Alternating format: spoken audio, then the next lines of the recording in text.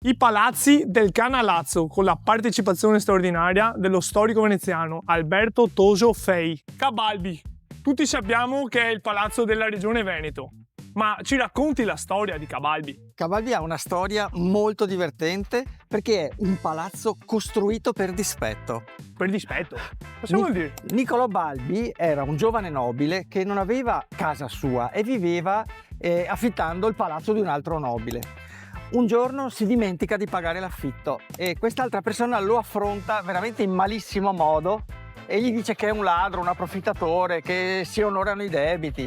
Lui, che davvero si era dimenticato, si offende tantissimo e esce quella sera stessa dal palazzo, giura a se stesso che non abiterà mai in nessun altro tetto che non sia suo, fa disalberare una sua nave e ci va ad abitare. Ma il dispetto l'ha fatto a se stesso? Apparentemente. In realtà cosa fa Niccolò Balbi? Compra il terreno nel 1582 e in attesa che il suo palazzo venga costruito, non ci vollero 5 minuti, fece ormeggiare la nave davanti alle finestre del palazzo del suo vecchio proprietario, togliendogli aria e luce per tutti gli anni che furono necessari. Posso dire, è stato un grande. E voi invece di quale palazzo vi piacerebbe sentire la storia? Scrivetelo qua sotto nei commenti.